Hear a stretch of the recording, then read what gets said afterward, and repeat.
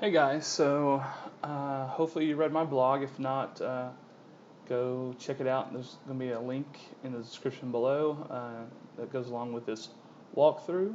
We're going to be looking at how to set up your website.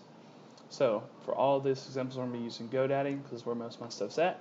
So it's just be easier to keep it all in one place. So we're going to GoDaddy.com. You're going to see this search bar as soon as you log in. So let's just look for something. So SEOMD.com. You either hit enter or click search and it pulls up something. Oh man, my domain is taken. Well, that's no good. But GoDaddy and not anybody else you use is nice and gives you these alternative endings that you can choose from. But I want to take a second and talk about what your domain should say. So you really want to pick a domain that is branded with your business name, but also takes into account what is your main industry target. So if you're an HVAC company, you might want to have something like, if you're in Fort Worth, like Fort Worth HVAC, or if you want to get really brand specific, you can just say, brand name mechanical Fort Worth or something like that along those lines. So it's really going to help down the road. But this is just the basics. So I want to give you a little tip there. So what if this happens? What if you try a domain name and it's taken? Well, what about different endings? Nope, that one's taken too. Well, then we need to, maybe we need to come through here and check out, some of these other new endings they have nowadays that people are starting to like a lot more. I actually, because SEOMD.com is taken, I actually bought SEOMD.org. So I'm going to flip to that here in a second, but I'm going to show you what it's like whenever you go to buy. So just say I want to take SEOMD.us. I'm okay with that. I'm going to click Add to Cart. I'm going to come up here and click Continue to Cart. No, I don't want this because I'm going to show you how to do this in a second. I don't want the GoCentral website builder. So I'm just going to click Continue with these options.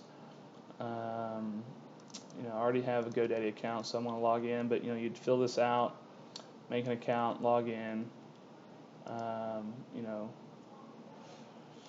Different endings are going to have different qualifications.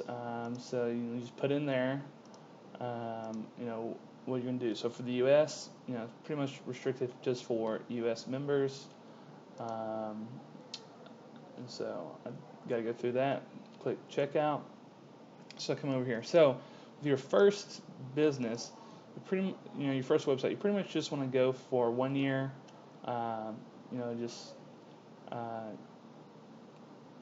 Just don't want to put too much in if you don't like how the site turns out or whatever. You want to change the domain. So if all you need is a domain, that's how you do it. You just pay with either PayPal or credit card or whatever. But we're not done. We need to also add in some hosting. So I'm going to come up here to click hosting. I'm going to click website hosting. Now, if you're just getting started, it's definitely, and all these ads they have, definitely going to be best to just get the economy site for now. It actually gives you a free domain when you buy them together. No, don't want to back up. They always do these little upsells. Just don't ever get any of these. I'll show you different things to do later. Yeah, I know I have a free domain, so I'm going to get my free domain.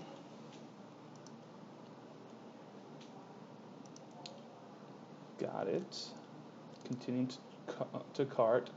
So they used to not do this. They used to have hosting on the end.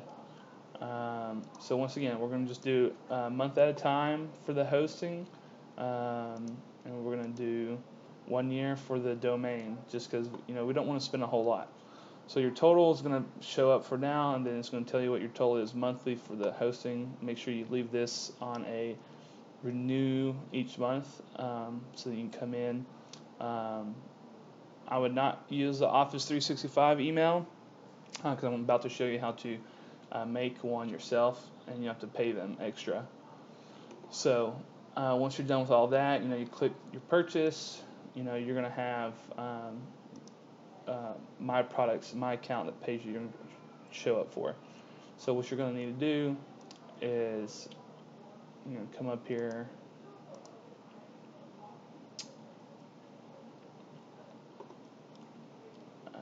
That's not where I wanted to go. Give me just a second. So I'll just click on domains, manage domains, make sure it is in there properly before we go on to the emails. So there's the domains. This is the one that we're going to be using because this is the one I bought, SEOMD.world. So up under domain manager, you're going to want to come down and click email, because now we're going to go into making you an official email. So I know a lot of people like to use, say for this instance, SEOMD@gmail.com. That's all fine and good, but to set you apart from other local businesses, you really need to have a professional looking email, like some of the ones you see here. So pretty easy. You find this person with a plus that says create, click on it, and when it pops up, you just start typing what you want your email to be. So it could be maybe Julie, maybe your name's Julie, and then at, and once you hit at, it pulls up the list of your domains. So you're going to select the domain you want, say this is a test, this is a test, make sure they match. If you want, you can come down here for these additional options to specify how much space your email will have, and if you want to forward it to maybe this is going to be Julie at example.com. She wants all of her stuff in there. Maybe it's a Gmail account, who knows. And then you just click create. It takes some time to put everything in, but then it'll come up, and in your list, everything should be good. If there's any errors, usually it's pretty good about helping you fix those errors, and their support's pretty good as well. Now that we have the email set up, it's time to go to the hosting. So you'll come back up here, that drop down, just click hosting. So you're going to come over here and click manage. The good thing with GoDaddy is when you get your domain and hosting together, it automatically connects the two. You don't have to worry about anything. Later I'm going to do another post and video about how to connect your domain and hosting when they're not through the same company. So now you're in the cPanel. Hopefully after this you won't ever have to come back here again. So you're going to find your building tools section and click on the Installatron application. Come over here to the star called Applications Browser. You're going to find the WordPress blog and click on it. And then you're going to click on at the top, install this application. This is how we install WordPress to our domain. Because right now, I don't think anything's up at SEOMD.world. If it is, it's about to get overwritten. Nope, there's nothing there. It's because I haven't put anything on there. So I always delete what's in the directory, because I can create that later. Don't need that. All these settings are fine for now. Username, I'm just going to put Micah. My password, you will not know. Then and let's just say SEOMD. I'm going to change my tagline, but just put something in there just as an example. Then you click install. It's pretty easy.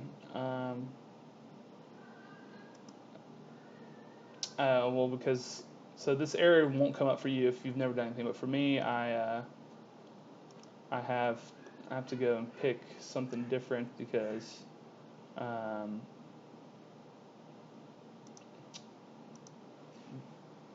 I already have some conflicts with how my files are set up. So hopefully that fixed it. Yep, and so you're going to see this processing. It gives you a little bit of time, and it pops up. And oh, it is here.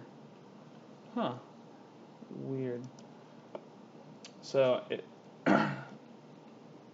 So something's wrong with this one. So let me actually uninstall, because this would be good. So all you do is just click the next screen, click uninstall. You wait for the uninstall to take place, and then you should be good. But we'll use this one since it's already working. So we'll go to home. Where I clicked was right here, because you want the WP-admin. It's how you get to the back end of your website. No thanks, I don't want the quick startup, but I'll show you how to do everything you need to know. The first things I always do is I go into my posts, and I delete the hello world, and then I go into the pages, and I delete the about. So now we're going to go and add our theme and our templates. So if if you haven't already, go grab the download of the Jupyter theme I gave you. Go to ThemeForest, check out which template you like to be prepared. So we're going to come up here and we're going to click Add New at the top. Then we're going to click Upload Theme, because we should already have it ready. We're going to go to Downloads, ThemeForest, Jupyter. All right, we're good to go. I'll install.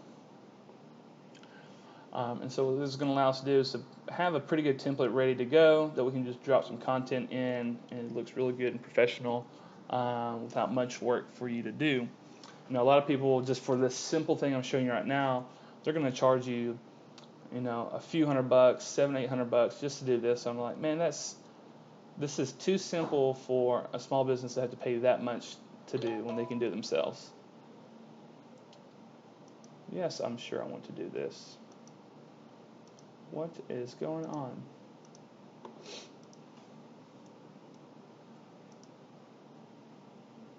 Let's try this again. If it doesn't work, I will have to try something else. But yeah, so what I was saying is just too much money for something so simple. So, it's part of why I'm creating this little tutorial video to help you guys out, so you don't have to pay more than you need to. Something's going on. So let me pause this real quick to figure out what's going on, and I'll come right back to you.